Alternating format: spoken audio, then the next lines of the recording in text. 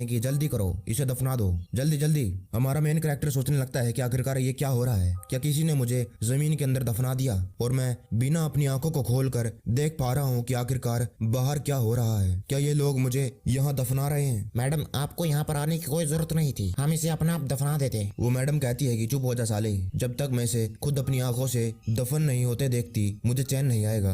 हमारा main character कहता है कि गुआन की साली वो मेरा ख्याल रखती थी, लेकिन वो तो सब एक दिखावा था और एक दिन मेरी ड्रिंक में जहर मिला दिया।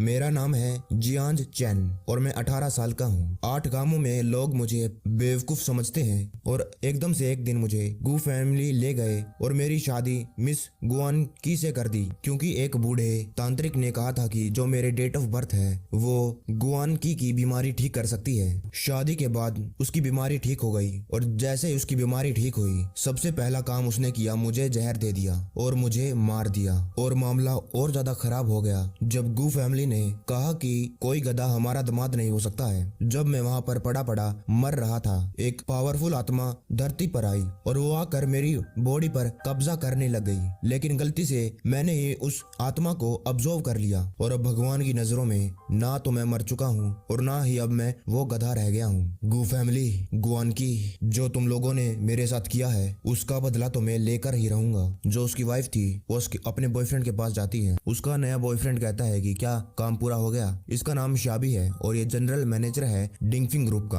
और ये शाह फैमिली का वारिस है। वो गुआन की कहती है कि तुम चिंता मत करो, मैं लोगों से कह दूंगी कि ये बीमारी के कारण मर गया। वो शाबी कहता है कि कोई बात नहीं, आखिरकार एक मरे हुए बेवकूफ को कौन ही ढूंढेगा। अब हमारी जो शादी है वो जल्दी हो सकती है। और वो शाबी उसे वहीं जीप के साथ छेड़ना चालू कर देता है और वो अपने मन में कहता है कि अगर हमारे डिंगफिंग ग्रुप में घाटा नहीं हो रहा होता और हमें गू फैमिली से पैसों की जरूरत नहीं होती तो मैं कभी भी एक शादीशुदा से शादी क्यों करता। गुआन की कहती है कि शाबी अब आखिरकार हम लोग एक साथ हो जाएंगे। वो शाबी कहता है कि मैं इसका कब से इंतजार कर रहा था और वो गाड़ी में ही करना चालू कर देता है। और जो लोग हमारे मेन कैरेक्टर चैन को दफना रहे थे वो भी उन दोनों को ही देखने लगते हैं, लेकिन उन लोगों को ये अंदाजा नहीं था कि उनके पीछे से चैन बाहर निकल आया था कब्र में से। और जब वो उसे देखते हैं कि वो कहते हैं कि ये बाहर कैसे आ गया और ये जिंदा क्यों है अभी तक, क्या ये एक भूत है? और जब वो दोनों भी चैन को देखते हैं तो वो दोनों भी पूरे शौक में चले गए थे। चैन उनके गाड़ी के पास जाता है और कहता है कि हेलो,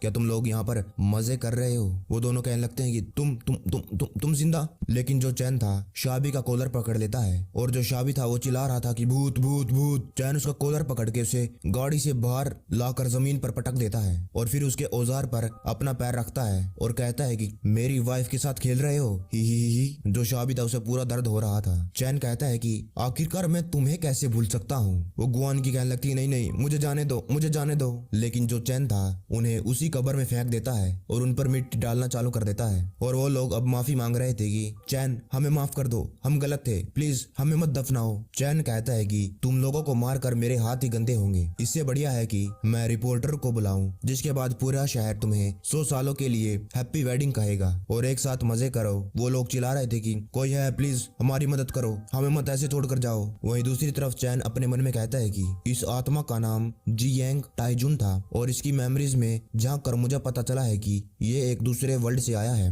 जहाँ पर बहुत सारे खतरनाक मॉन्स्टर्स और बीस्ट रहा करते हैं और आसपास सभी के सभी जो लोग थे वो बहुत ज्यादा स्ट्रॉन्ग थे और जो ये जियांग टाइजुन था ये भी बहुत ज्यादा पावरफुल था वहाँ पर। और मुझे अब इस पर दया आ रही है कि मैंने इसको ऑब्जर्व कर लिया और जियांग टाइजुन की मेमोरी में कई सारी एक्स्ट्रा ऑर्डिनरी टेक्निक्स है, कई मेडिकल स्किल्स है, एन्चांटमेंट्स है, अल्केमी, इतनी सारी चीजें हैं। ये मेरे लिए काफी होगी प्रैक्टिस करने के लिए और अगर मुझे प्रैक्टिस करनी है तो मुझे अपने स्पिरिचुअल एनर्जी पर ध्यान देना होगा। सुबह होती है और चैन कहता है कि मैं शब्दों में बयान नहीं कर सकता हूँ कि मुझे कितना ज्यादा अच्छा लग रहा है बस एक रात रेस्ट करने की वजह से। लेकिन जो स्पिरिचुअल एनर्जी है इस माउंटेन की वो बहुत ज्यादा कम है और अब भगवान ने मुझे मरने नहीं दिया तो मैं चैन इस जिंदगी को अच्छे से जीऊंगा। हमें चैन का घर दिखाया जाता है, वहाँ पर एक गुंडा आया हुआ था और कहता है कि जल्दी करो, हमारे 1 लाख युआन पैसे वापस करो। और ये बीच में है जियांज रुओ, ये 16 साल की है और ये चैन की बहन है। रुओ कहती है कि प्लीज प्लीज हमें थोड़ा सा और मोहलत दे दो, हम इतना सारा पैसा अभी नहीं दे पाएंगे। वो गुंडा उसका हाथ पकड़ देता है और कहता है कि क्या पैसे नहीं दे पाओगे? पैसों के बदले में तुम अपना शरीर भी दे सकती हो। वो कहने लगती है कि नहीं नहीं, दूर हो जाओ मुझसे। और एक ही पल में जो गुंडा है उसके मुंह पर लात लग चुकी थी, ये चैन ही था।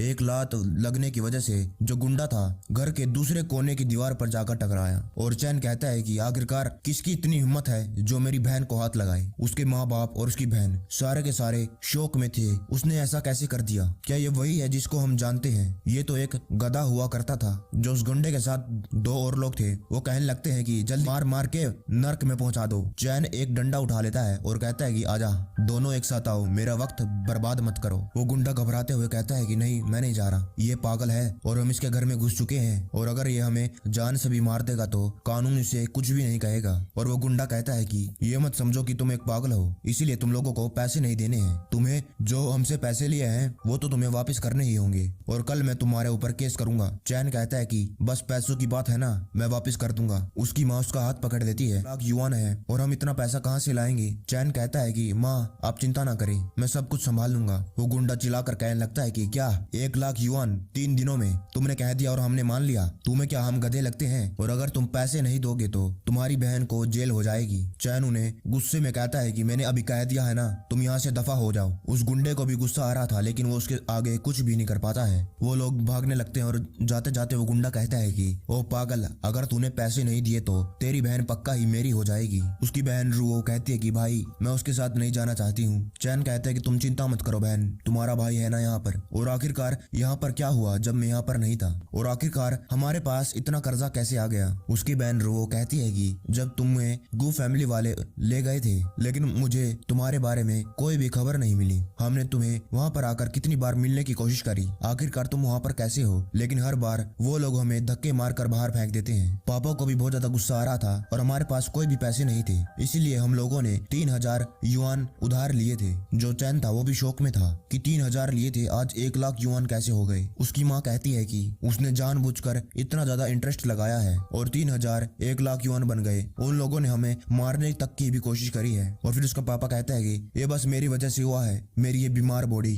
चैन कहता है कि आप चिंता ना करें, अब मैं अपने परिवार को संभालूंगा और मैं ही पैसे कमाऊंगा, लेकिन सबसे जरूरी बात यह है कि हमें पहले आपका इलाज करवाना है डैड। उसकी माँ कहती है कि हम इलाज कैसे करवाएंगे जब हमारे पास कोई भी पैसे नहीं है? चैन कहता है कि बस मुझ पर छोड़ दो। और चैन अपने मन में जियांज टाइजन को कहता है कि तुम्हारी मेमोरी और तुम्हारी एनर्जी के लिए थैंक यू। ये वही आत्मा थी जिसको चैंग ने ऑब्जर्व कर लिया था और वो अपना हाथ और अपनी एनर्जी से उसके पापा को हील करने लगता है। उसका पापा कहता है कि मुझे बहुत ज्यादा अच्छा लग रहा है, ऐसा लग रहा है कि मैं कई साल जवान हो गया। और वो दोनों कहने लगते हैं कि क्या सच्ची में? उसकी माँ कहती है कि चैन आखिरकार ये हो क्या रहा है, तुम तो बेवकूफ हुआ करते थे। चैन कहता है कि माँ आप चिंता ना करें, समय आने पर मैं आपको सब बता दूंगा, लेकिन उससे पहले मुझे आप दोनों की सेहत को भी देखने दो। हम सभी लोग सेहतमंद रहेंगे और हमारे जो अच्छे दिन है वो शुरू हो गए हैं। उसकी माँ और बहन कहती है कि भाई तुम तो बहुत ज्यादा औसम हो। और जो चैन था बड़ी सी बिल्डिंग के सामने आ जाता है और अपने मन में कहता है कि ये रैंकिंग ग्रुप है और ये सेकंड लार्जेस्ट फार्मास्यूटिकल